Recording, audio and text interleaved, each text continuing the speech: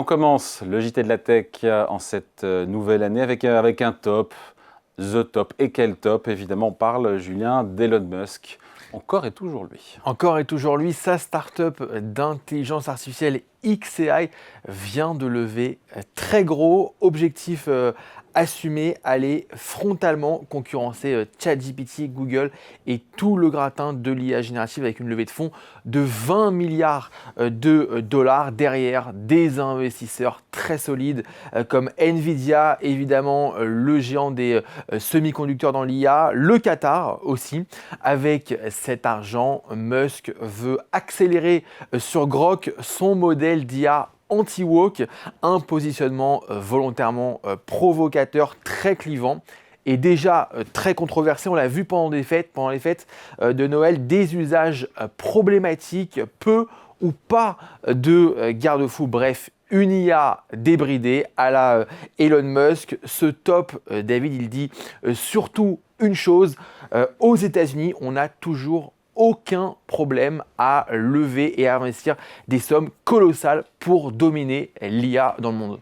Et après The Top, The premier flop de l'année, ou en tout cas un constat, Julien, qui est un peu brutal. Oui, quand on regarde où vont les investissements dans l'intelligence artificielle, eh bien, ce sont les Américains qui écrasent tout. Ils ont investi plus de 220 milliards de dollars dans leurs startups, OpenAI, Google, Perplexity en 2025, selon la dernière étude de la plateforme PitchBook. Et l'Europe, elle est loin derrière, c'est ça le flop en question. Et la Chine, encore plus loin, mais attention, les Chinois ont montré qu'ils pouvaient sortir des modèles ultra performants avec beaucoup moins de moyens. On se rappelle tous l'année dernière du moment DeepSeek qui avait bluffé tout le monde. Donc ce flop, c'est pas forcément juste une question d'argent, c'est aussi une question de vitesse, d'ambition et aussi de prise de risque. Autre signal faible pendant cette trêve hivernale, Julien, côté flop, les départs, celles et ceux qui s'en vont.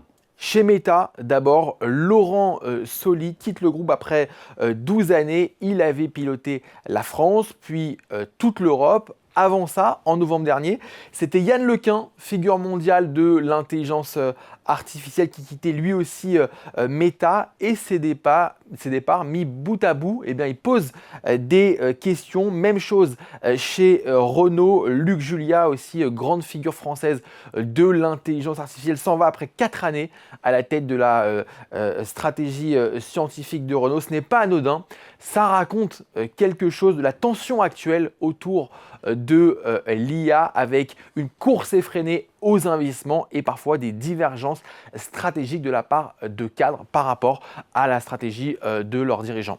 Allez, on souffle un peu dans la French Tech qui se stabilise en 2025. On a eu les chiffres par rapport à l'année dernière. French Tech qui a levé autour de 7 milliards d'euros selon les chiffres que vous avez compilés. Tout à fait, on a compilé chez Madines tout au long de l'année les levées de fonds. Et donc on arrive effectivement à ce chiffre en 2025. On est loin des euphories des années 2021-2022, mais on revient à des niveaux plus réaliste et ce n'est pas forcément une mauvaise nouvelle, moins de fantasmes, plus de réalité, plus de solidité. Parmi les grosses opérations, on retrouve évidemment Mistral AI, le champion français de l'IA générative, Loft Orbital dans le spatial ou encore Alice et Bob qu'on a reçu sur ce plateau dans le quantique, des sujets lourds, stratégiques, industrielle. Bref, la French Tech change de tempo et peut-être qu'elle devient plus mature, tout simplement.